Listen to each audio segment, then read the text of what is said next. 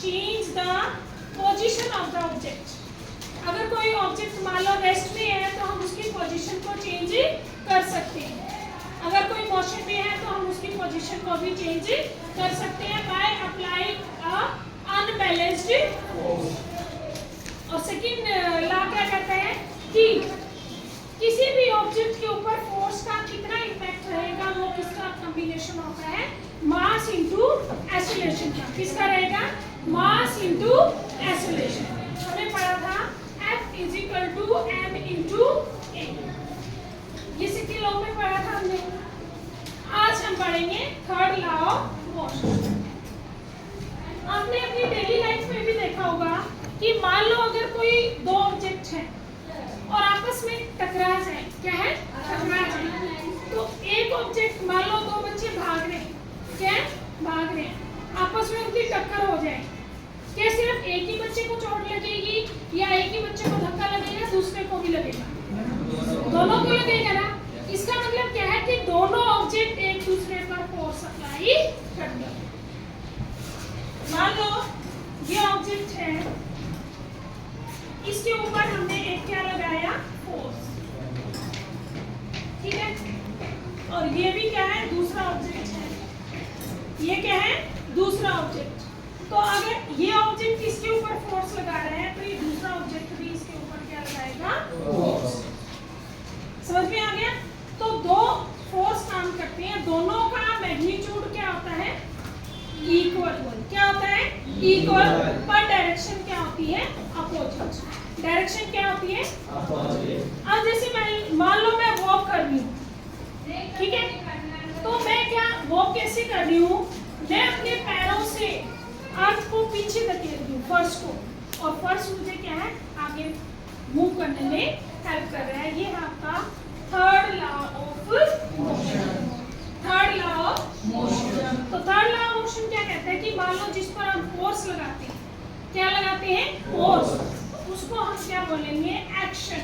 क्या बोलेंगे, एक्शन। वो दूसरा ऑब्जेक्ट इक्वल फोर्स लगाएगा, उसको हम बोलेंगे रिएक्शन। क्या बोलेंगे, रिएक्शन। तो एक्शन और रिएक्शन हमेशा दोनों क्या होंगी, इक्वल। क्या होंगी, equal. Action is equal to equal in magnitude. क्या होंगे, equal in magnitude but opposite in direction. क्या होंगे, अपोजिट। मान लो ए ऑब्जेक्ट ने बी के ऊपर फोर्स लगाया 5 न्यूटन, तो बी भी ए के ऊपर फोर्स लगा रहे हैं 5 न्यूटन। ये +5 हो जाएगा तो ये क्या हो जाएगा, -5, क्योंकि ये आगे की तरफ लगा रहा है, ये पीछे। तो आगे की तरफ जो लगेगा एक्शन, पीछे की तरफ क्या होगा, रिएक्शन। इसको बोलते हैं थर्ड लॉ ऑफ मोशन। अब इसमें क्वेश्चन एग्जामिनर पूछ लेता है कि क्या दोनों फोर्स सेम ऑब्जेक्ट पर काम करते हैं। No, both the force work on different object। दोनों किस पर करते हैं, डिफरेंट ऑब्जेक्ट पर। दोनों की डायरेक्शन क्या होती है, डिफरेंट, बट उनका मैग्नीट्यूड क्या होता है, सेम। क्लियर है। तो थर्ड लॉ ऑफ मोशन क्या कहता है, when we apply a force on a object then same object apply same force in opposite direction, उसी को क्या बोलते हैं, थर्ड लॉ ऑफ मोशन।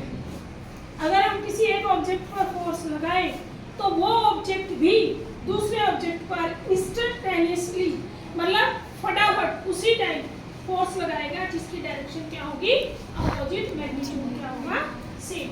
तो इस टाइम दो फोर्स काम करेंगे, एक होगा एक्शन, दूसरा क्या होगा, रिएक्शन। दोनों का मैग्नीट्यूड क्या होगा, सेम, डायरेक्शन क्या होगा, अपोजिट, बट दोनों act on the different object. Clear है। जैसे मैं तुम्हें एक एग्जांपल बताती हूँ। मान लो हमारे पास ये गन है, क्या है, एक गन सबने देखी होगी, खिलौनों वाली तो देखी है। इससे एक क्या निकली, बुलेट। क्या निकली, जब गन से क्या निकलेगी, बुलेट, तो बुलेट जाएगी आगे और गन को धक्का लगता है पीछे। तो तो जब आगे जा रही है इसको हम क्या बोलेंगे, एक्शन, और पीछे आ रही है इसको रिएक्शन। समझ में आया? तो एक फोर्स किस पर काम कर रहा है, बुलेट पे, दूसरा किस पे कर रहा है, गन। दोनों फोर्स इक्वल है, दोनों फोर्स क्या है, इक्वल। पर बुलेट जो है छोटी सी होती है और गन क्या होती है, बड़ी। तो इसीलिए बुलेट की स्पीड क्या हो जाएगी, ज्यादा सेम फोर्स में, और गन बिल्कुल थोड़ी सी हल्के से झटका लगेगा वो पीछे होगी। उस गन का पीछे होना क्या कहलाता है, रिकॉइल वेलोसिटी। क्या कहलाता है, रिकॉइल। अब गन पीछे क्यों गई, due to third law of motion. Due to third law of motion हमने फोर्स किस पर लगाया, जैसे बटन प्रेस करते हैं फोर्स किस पर लगेगा, बुलेट। बुलेट पीछे किसको करेगी, गन को। तो दोनों ऑब्जेक्ट क्या करें, एक दूसरे पर फोर्स लगा रहे हैं एकदम एक साथ इंस्टेंटेनियसली। और क्या है, दोनों की डायरेक्शन अपोजिट, दोनों की डायरेक्शन। क्लियर है? आपने ध्यान किया होगा जो फायर ब्रिगेड वाले होते हैं, जब वो आग बुझाने आते हैं तो उनकी जो पाइप होती है बड़े हाई प्रेशर से पानी निकलता है ना, और जब वो उसको होल्ड करते हैं उनको झटके लगते हैं, बहुत मजबूती से होल्ड करना पड़ता है, क्योंकि पानी कहाँ जा रहा है, फॉरवर्ड डायरेक्शन में। तो पाइप को धक्का किधर लगेगा, बैकवर्ड डायरेक्शन में। इसलिए वो खुलती है, 2-3 बंदे मिलकर उसको पकड़ते हैं ना, क्योंकि वहाँ पर कौन सा लॉ एप्लीकेबल होता है, third law of motion. Third law of motion, third law of motion की वजह से ही हम सड़क पर चल पाते हैं।